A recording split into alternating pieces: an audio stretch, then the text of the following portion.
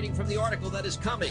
That's what at least one financial expert is saying. Charles Brown of CB3 Financial says, one of the brilliant moves that Kmart has done is to partnership with Facebook in these e-gift certificates, so you can actually... Of government mismanagement. Charles Brown is the president of CB3 Financial Group. He joins us this morning from Chicago. Significantly dropping. Basically, this is the year of the consumer. Believe that they're capable of managing anything?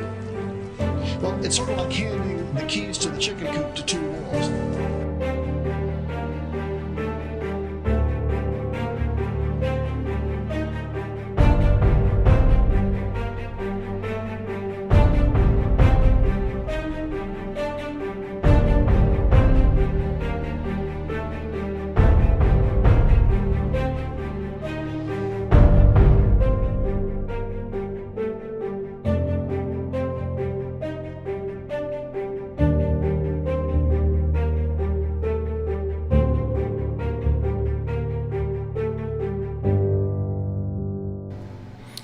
Good evening, everyone. It's Thursday, May 21st. We are so glad that you are with us tonight. So pleased that you made it here. And we're on a new channel, as you can tell. This is YouTube. Hope you guys got the email. I'm guessing if you're here, you did get it. We'll wait a few minutes for the people who showed up on Facebook to come back to this channel. This is our new home, CB3 CMT on YouTube. So if you would please subscribe to the page, and that way next week you'll get a reminder telling you that we've gone live. We plan to go live about 6:30 Central Time, sort of to give you a waiting room and just so you can have your system connected, and we'll start right at 7. We were a couple minutes late tonight, but that's the plan. So you can see the new graphics that we have. We're excited about that, but here's what we're really excited about. You guys have asked since day one to be able to watch the slides as I present the material, and we're now able to do that, and we're really excited about that. So while we wait a couple more minutes for people to log in, I want to remind you, as I've said every week, adversity is inevitable, misery is a choice. Adversity is inevitable, misery is a choice, and we here at CB3 Live choose to be optimistic about our future financially and for the future of this country. If you listen to the news, there's a pretty good sized contingency out there if it's trying to keep you fearful, and that's just not how we are here at CB3 Live, so thank you. Tonight's theme is America Reopens.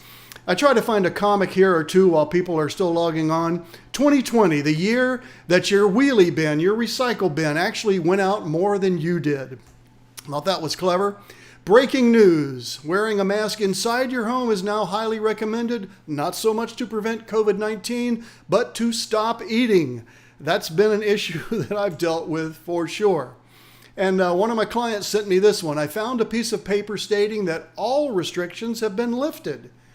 It's kind of old though. It's dated 1776. So isn't that what's going on here? The political and medical story of COVID-19.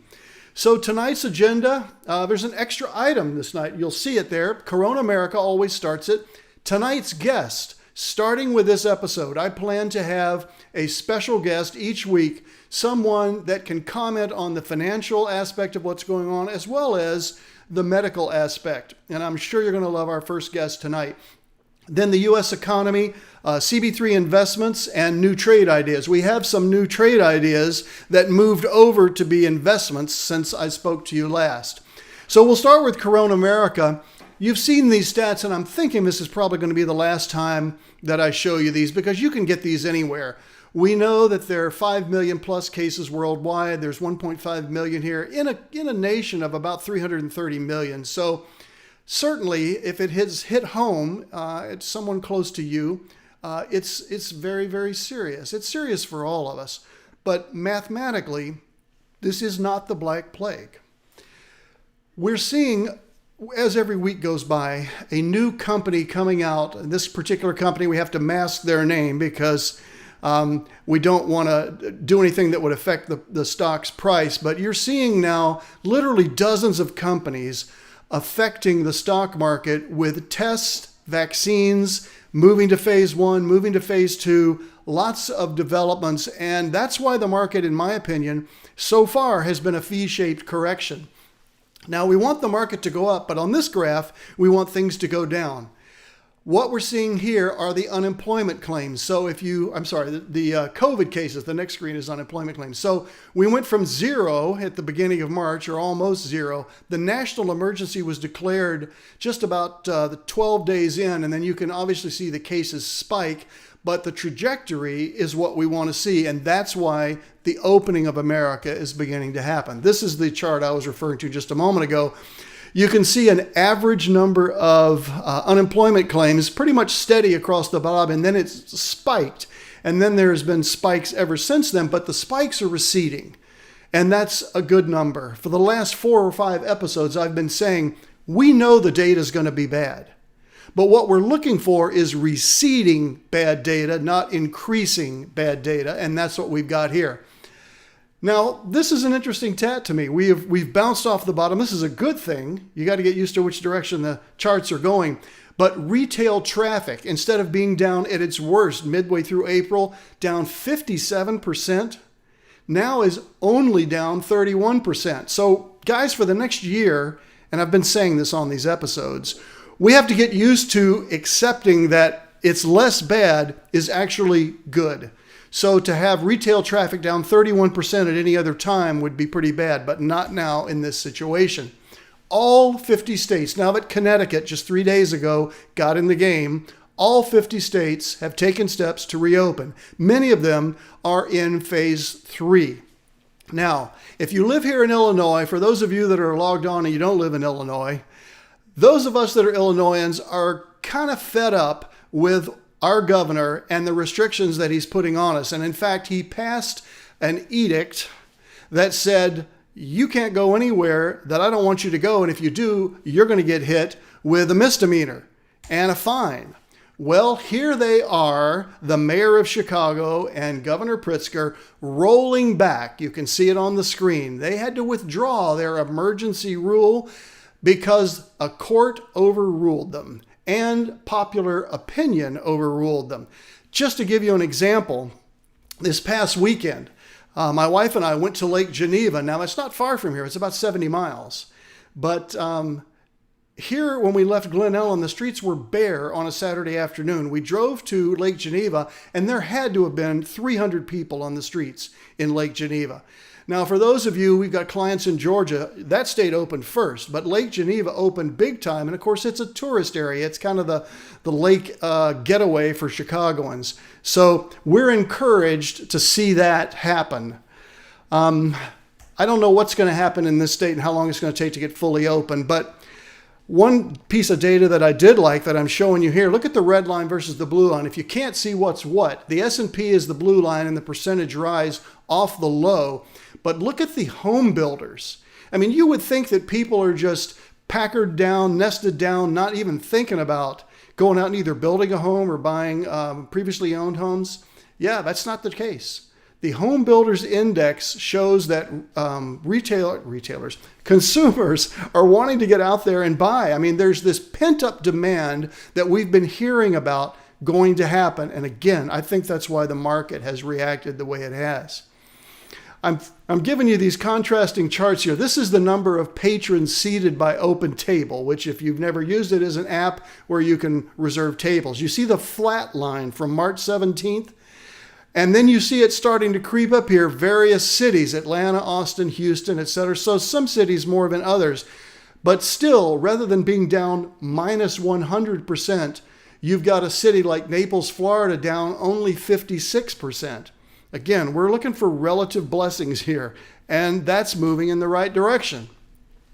Now, the Paycheck Protection Program was pretty successful. It applied to anyone who filed saying we have a need, we need to receive some funds here, we're out of work. As you would expect, 84%, 83% in healthcare, 82% in manufacturing. So this is the percentage of small businesses that applied for this to be able to keep payroll going. And we're going to see these numbers, I think, shrink if there is a round 4 of relief. I think that could happen, although Congress right now is stuck on that. And of course, unemployment varies with your level of education. Many people that have a higher college education are able to work from home. So where this mostly affected people was less than a high school education, high school degree, some college. Bachelor's degree, you can see, didn't even affect 40%. Now still, 37% of college graduates were affected or with a loss of income. That's a big deal. But the percentages are what you would expect for education level. Now, one of the things people have written to me in the off week here, so when I speak, I get emails during that week saying, well, you're not talking much about European countries, and I heard you mention several episodes ago that Sweden is comparable to Michigan.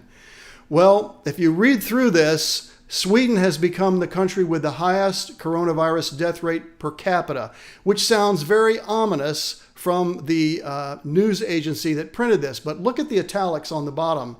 Sweden had only the highest death rate over the past week. So throughout this period, Belgium, Spain, Italy, the UK, France are still way ahead over the entire course of the pandemic. So Sweden, who did not do the draconian measures as of the rest of the world, actually did have higher deaths, but percentage-wise, less than I would have expected. I'm not saying too much about this here now because we're still waiting to get more verifiable data. Now, those of you that have known me for a while know that I have an interest in the arts, and I thought that you would be interested in this Vienna Opera concert where we have, it looks like maybe 10% filled with a solo piano and a solo singer. Apparently they're scheduling to do Romeo and Juliet, where Romeo and Juliet next week or next month, whenever it is, will be no closer than 6 feet together. That'll be real interesting for that love scene. But a way that some of the arts entities are handling this is to create digital concerts. This is the Berlin Symphony, and I've actually subscribed to them, and I'm not necessarily recommending it, but arts entities and sports as well. Sports, many of them are outside, of course, basketball is an exception, but almost all arts concerts are inside, and so they're going to have the trickiest time getting back on a roll. So the larger orchestras are coming up with ways to keep their patrons by doing these digital concerts. I've said since I started these 10 weeks ago that you're going to see innovation all across the board, from the industrials to services to the arts, on how to adapt to the post-COVID world. So this California pharmaceutical company, Eli Lilly had some progress made here. Moderna had some progress made here. There's really too many to follow. In the beginning, I was trying to cover every one, but we're just basically waiting to see where there's going to be a real breakout. And I think you're going to know way before I hit the airwaves and way before any of the other news entities hit the airwaves. You're going to see it because the market's going to respond to it. Now, this is an interesting map to me. This is the percentage of wages replaced. And notice, I know it's tiny writing, but notice on the right-hand side, the dark purple states 161 to 177%. So if you're making $100, you're getting paid between $166 and $177 to stay home. And that's part of the dilemma here. And while there's been, you read these articles where, gosh, I got the payout from the government, I paid my employees, and now they're angry that I brought them back to work. They were making more money staying at home. The government was simply not prepared for this, and there will be procedures in place so that this doesn't happen again. But the reason I'm showing this now is just to talk about a little bit of history. It seems like about every 100 years, something happens. Something major happens. Now, the giveaway on this scene is the typewriter, of course. I can't even imagine how she got anything typed on that, but there she is working in an office with a mask on. Here are a bunch of people wearing a mask, and including the one lady up front, and I see this when I'm walking around here in Glen Ellen.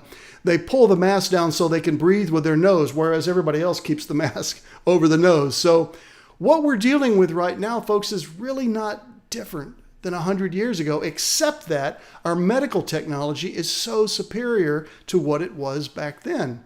But look at this history repeating itself. I want to read just a little bit of this. This is timeless.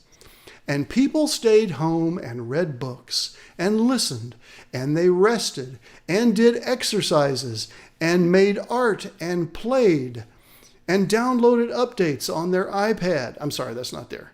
and learned new ways of being stopped and listened more deeply. Someone meditated, someone prayed, someone let their shadow, and people began to think differently as they awaited 5G. Okay, that's not in there either. But the reality is, does this sound that much different than where we are right now? We are not in this dark, ominous place from which we cannot get out of. Look at this from 1918. Notice is hereby given in order to prevent the spread, all schools, public and private, churches, theaters, moving picture halls, they were called that then instead of movies, pool halls, and other places will be closed until further notice. This is just something we had to do, and now we're opening back up. We will not stay shut down forever, and not even very much longer, in my opinion. COVID-19 will be the biggest political divide in U.S. history. I've been saying this for weeks now. It's no longer just a medical story, it's a political story. All right. Now, I am really excited about this, guys. I have wanted since my first episode to be able to have a guest. And tonight we're having our first guest because we got the technology to do it.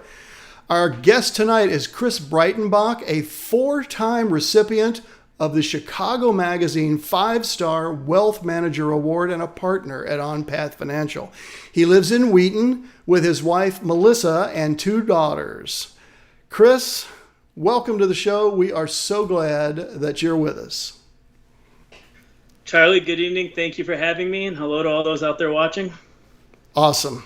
So I've had to make some calls using this technology to some clients. Some of them were comfortable with it. Some of them weren't quite so comfortable. I was wondering how you were dealing with this with your clients. Has their reception to this electronic technology been favorable, or are they kind of reticent? I think that if you look at the people that I work with 2 different age generations. I have the Generation X and baby boomers in one grouping, and then I have the millennials in another grouping. I myself am a Xennial, which is one that was born on a year that separates 2 different generation gaps. So in a way, I've been able to work with all the different generations because I've been able to work with those that did not have the technology as they were growing up and those that have lived with nothing but technology as they've been growing up. And it's really helped me to be able to find ways to work with each of them and to understand their needs and how I need to work the relationship. When it comes to those millennials, they want technology and they know how to use it. In some cases, they know how to use it better than I do. So it can be, I wouldn't say challenging, but it definitely keeps me on my feet. I'm always learning something new. They're teaching me in some cases. I think it's been flattering a little bit to me when my clients say, I'm not worried about my investments because I see what the market's doing. I know you're watching them, but I'm really worried about my health. In the past, I've done polls and I've asked people, so are you more concerned about your health? Are you more concerned about your investments? What happens when you ask your clients that question, Chris? Well, I think there's actually a divide. I think if we look at the baby boomers and the Gen X, those pretty much over the age of 40, the first thing they talk to me about is, hey, are we going to be okay? How did the stock market affect my accounts today? How has this affected my long-term planning? Is my retirement going to be okay? Mm-hmm. And I think when that same question is posed by the millennials, the question comes along just like, hey, is it going to be all right? All right, that's all I need to know. They just trust that things are going to work out. Part of it's because they don't have as much on the line. They haven't saved as much. They don't have the retirement coming up the next couple of years. Yeah. So I think the focus for them is more on the situation from a social aspect rather than a financial aspect, because people don't realize it, but those millennials save quite a bit of money, but they don't invest it. So they don't have as much in the game when it comes to the stock market. So they're sitting pretty right now with their money sitting in cash. So yeah. They just want to go out and spend it. Has anybody's retirement timeline changed? That would be a real interesting one for me to know from you. I haven't had any clients say, yeah, because of this and because I'm older, I could be dying any day now, so I'm setting my retirement clock sooner. What about your clients?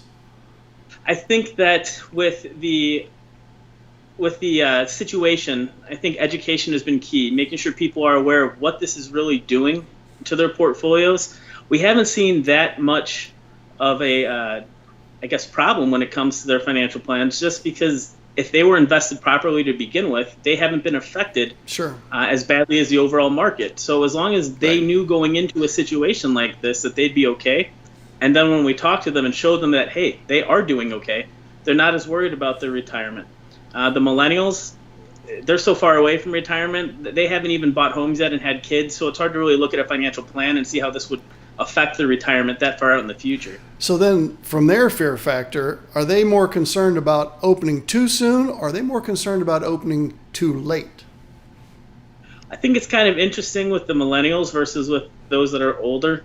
When this whole situation started, at first, the millennials were the ones that didn't seem to care. They were still going out to bars, they were still going to beaches. And I think that when they realized the gravity of their decisions and their actions, all of a sudden they got behind the cause of making sure that everyone was being protected.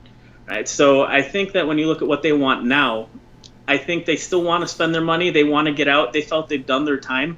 And I think they're ready to get rip-roaring out there with the industries opening back up. Whereas That's I think great. some of the older, I think We it's want great. that. The older generations are a little concerned still. I think that they want to make sure to protect everything. They don't want to get sick. But I think it plays into this overall paradigm shift where you're going to start seeing the millennials leading the way as opposed to the baby boomers. If you look at hotel, leisure, restaurant spending, over 60% of it comes from people above the age of 55. Right. I think that's going to completely flip. I think as the young, invincible crowd gets to go back out there, they're going to be the ones spending the most money. They're going to be the ones traveling. They're going to be the ones going on those cruise ships because they're going to feel as though their health will be okay. Yeah, instead of So I having the think- aging rock and rollers on those cruise ships, they're going to have young bands instead of the old rock and rollers that I would have been interested in seeing, because the people on cruisers are all going to be under 40 now. Exactly. When you have a young kid who hasn't had enough money to buy a $6,000 cruise, all of a sudden be able to afford a $2,000 cruise, things change. And I think that because they're willing to go onto those cruise ships and they can do it at such a discount, they'll be the ones leading the spending revolution as we move forward. Yeah. So, guys, I've got one more question for Chris, but send me a question and send Chris a question if you've got any. I've got one here. So what about the people in the middle, the Xenials, the people between 35 and 50? Are you advising them differently? And, guys, bring your questions in now because Chris is happy to take them. And then we got one more and we'll move on. Go ahead. I think, again, everyone's situation is different. I think the Xenials are in a very blurred situation. You have a lot of people that are just finishing paying off their student loans. They're just starting to take advantage of the interest rates and the situation to start buying their homes. So those big financial life decisions are all starting to take place for those Xenials. And what I say is you look at your situation, try to make the best of it you can in any given day, make sure you're best prepared for what you are going to be facing moving forward, and let the finances take care of themselves. If you follow a financial plan, you have a guide map to help lead you into the future, you're going to make it, right? Yeah. It's you're not going to drive to California and just get in a car and hope you make it. No, Well, if you I'm have sure- a map, you're going to. Go ahead. I'm just saying, I'm sure your clients feel very confident with you having that mindset. Thanks for sharing some of your evening with us. I know our listeners appreciated it, and wishing you the best and safety and health and success. Well, thank you so much for having me. It's been a pleasure. Hope to see you again sometime. You bet. Take care. All right, guys. So that's our first one. Let us know what you think about having guests. We've got some people lined up all the way into mid-June from various walks of life, other small businesses, a guy in manufacturing, trying to get pastor of a church, actually, to see how they've been affected by COVID. So let's go back to the presentation now. So we're going to look at the economy here. The NASDAQ is up for the year. The NASDAQ is up for the year, 3.5%. The S&P Dow down. We know the Russell's been beat up. Now, once small business confidence comes back, that's going to change. And in fact, the Russell one day this week was up almost 6% in a day. So it's lagging, but I believe it is going to come back. What I like about this chart, and again, you can find negative news everywhere out there. What I'm bringing you is the good data. If you look at this, the pink line is what is happening for pre-orders for light vehicle production. The dark line is what has been revised because of COVID. Well, notice that in October, November, and December, there's really not that much of a change. And in fact, December is estimated higher than before COVID. Or it's higher after COVID, I should say. So that's a positive and a mindset change. This is the upswing in mobility over the last few weeks. This is people just getting out and being around, driving, doing things. We hit an ebb there at the end of April, but now it's on the upswing. This is road traffic. Now, granted, if you look at the axis on the left-hand side, you're going to see it's minus 72 at its worst point about April 11th or so. And this last week, it's down only minus 51. But that's been the theme of everything pretty much I've said tonight and for the last 5 weeks. We know we're not going to see good data, meaning growth, but we are seeing growth from the bowels of where we were in March and early April. Here's another example. U.S. existing home sales just came out today, 4.33 million versus 4.22. That's pretty close to what the estimate was, all right? Leading into economic indicators, LEI they call it, minus 4.4, but what was expected was 5.3, and the consensus for Briefing, which is a well-known rating service, was minus 6.7. So that is better, okay? Much better. Now, if you look at this chart, you see the V bottom that I've been talking about, and I still think is going to happen in the markets, but you probably wouldn't expect, unless you know what XLY is, this is the retail, the consumer discretionary. Retail, of course, is an industry within consumer discretionary, but this is coming over its 200-day moving average, just flying out of the depths of March 23rd, which was the low. This is a good sign. Is it up to the February 14th high? No, it's not, but this is still a very good sign. The Market Monetarist is predicting, this is a rather conservative organization, but they're expecting in November unemployment will be below 6%. Well, you might be saying, well, sure, but it was 3.4 before all this started. And that's true, but right now it's 20-something, okay? It's 20-something. And in fact, if you look at the data, U.S. is expected to hit 17% unemployment in June, 32% at the end of the second quarter. So that's June 30. If that stayed for a whole year, we would be in another Great Depression, but the market knows that that is not going to be the case with these states opening up and, of course, with a presidential election. Here's the simple fact about the election. If the schools reopen in September, Donald Trump is reelected. If the schools do not open, he's not elected. Notre Dame has already announced they will be holding classes opening August, I think, 18th. Purdue went along with that a few days later. So that's 2 schools in Indiana. Granted, it's a red state. But that is going to put pressure on all the other Catholic schools and maybe Big Ten schools to open up as well. So, of course, Donald Trump is not too happy with the Chinese right now. So he's thinking of changing, or at least presenting this to Congress, the accounting rules for stock listings, meaning that Chinese companies would have a much more difficult time getting listed here on the New York Stock Exchange and the NASDAQ. There's a whole bunch of political posturing going on, and I'm following that as closely as I can, but ultimately, I'm a portfolio manager, and those of you logging on here are looking for financial advice more than you are political, but they're pretty much inextricably tied. This is a tweet I just happened to find. It's actually translated from Chinese. Donald Trump's not too popular in China, I'm sure you'll know, and this guy's being very sarcastic, massive disinformation. Well, that's what Trump thinks, and he's calling Sleepy Joe. I mean, this is going to be, we said this about 2016, folks, but this is going to be by far the most brutal presidential campaign we've ever had. It was going to be that anyway, before COVID. But that's why I'm going to be here every Thursday night, as long as I'm breathing, and bring you the information because it's going to affect our investments. The spending patterns of Americans and indeed worldwide citizens is going to change. As I've said, I think almost every week, at least the last 7 or 8, do not confuse economic reports with a stock's price. It is unrelated. Wall Street tells us what to buy by the way they behave. We just have to listen. I'm going to take just a moment and check for questions here, see if I've missed anything, and then I will go on and talk about stocks.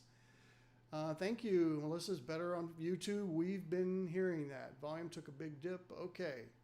We're hoping, I'll move in here. I hope the volume is going to be okay. Let's go on now to CB3 investments. Now, this is interesting because some of these are ones from the past that I'm now paying a little more attention to, but some of them got moved over, as I think I said earlier in the broadcast, to holdings from what we were looking to purchase. Slack and Work, I tell you, Slack, their ticker symbol is Work, and then Zoom. We use both of these products. They're extremely volatile. They only belong in an aggressive growth portfolio. But we still like them for the long term. Slack hit a high just 2 days ago, a 52-week high, and Zoom was close to that. Walmart, here's a surprise. I'm being flippant. You're seeing just incredible demand from foot traffic. Look at this quarter one, 2020, and what they're expecting in 2021. I mean, Walmart is really the only bona fide mass retailer competing with Amazon right now. And of course, they have brick and mortar. So we think Walmart's a real long-term hold. We don't have as large a position as we had, say, 3 months ago, but we still hold it in our portfolios. PayPal, this is one I was talking about on my wish list, but we just added it this week, I should say.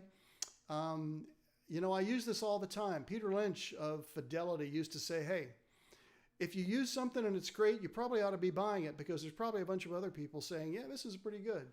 I find myself choosing to pay with PayPal rather than have to reach into my wallet, get the card out, read the number into the website. It's just so much easier. And I think the trajectory is very, very good for PayPal. We actually have it in 2 portfolios right now. Here's another one that I talked about. My trainer and I talk about this company because physical fitness, of course. I finally bit the bullet on a little bit of a pullback, and we're now into Peloton. Hit subscriber milestones. Folks, I don't think people are going back to the gyms anytime soon.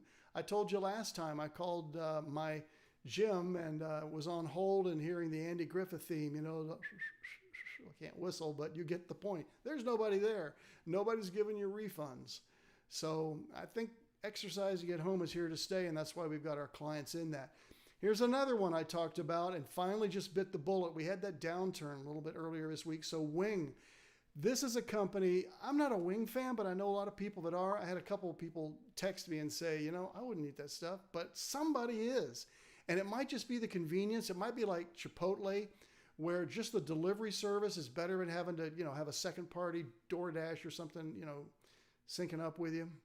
But Wing is doing well. We like it. Eli Lilly, just another pharmaceutical. We're heavily weighted in healthcare, as you would expect. That play won't always work, but we're spreading our bets right now, and we're doing that because we don't really know who's going to come out the winner. So we're in several different biotech stocks and then an index of biotechs as well. So hello, Mark. How are you? Like Peloton, even will be going to the health code. Yeah, there's nothing wrong with having both. Exactly. I'm going to get questions in just a second. Okay, so new trade ideas. Give me just a second to get some questions here. Jeff, thanks for being here, Jeff.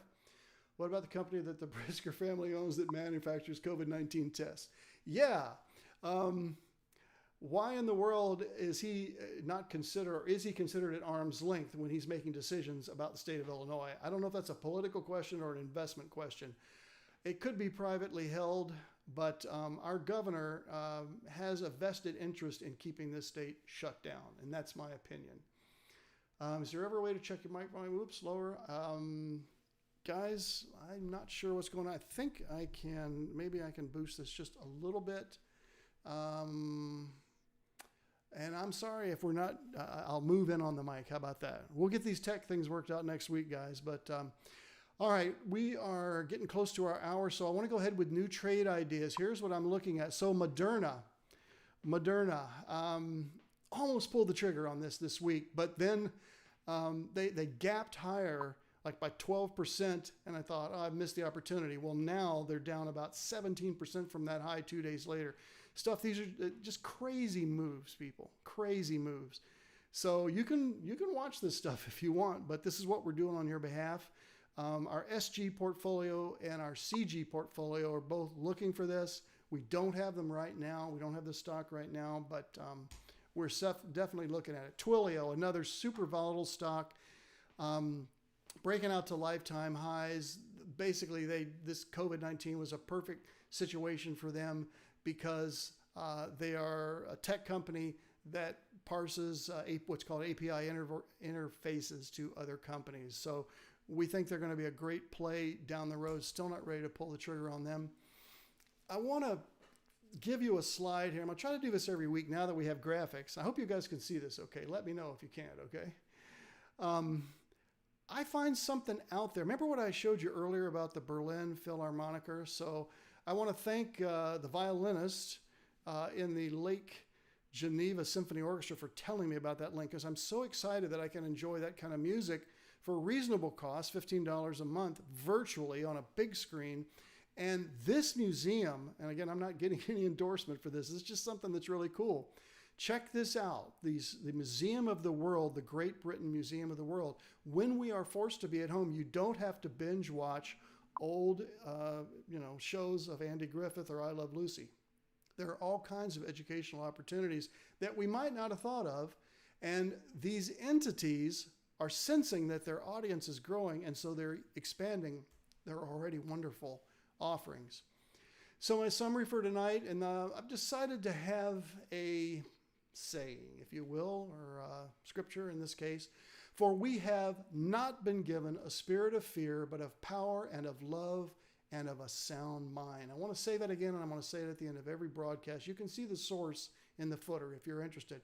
For we have not been given a spirit of fear, but of power and of love and of a sound mind. Folks, this is the greatest country on the planet. Just since I started these in March, look at the improvements that we've seen in understanding the virus, in pursuing a vaccine for the virus, in pursuing masks and equipment, PPE, in companies pursuing new technologies that, you see companies that are doubling in stock price because they're seeing an opportunity and a way to serve people. Ultimately, it's not about just making money. It's just not. It's about serving people's needs. And for companies that can do that, they're going to be the success stories. And we're going to be with those companies.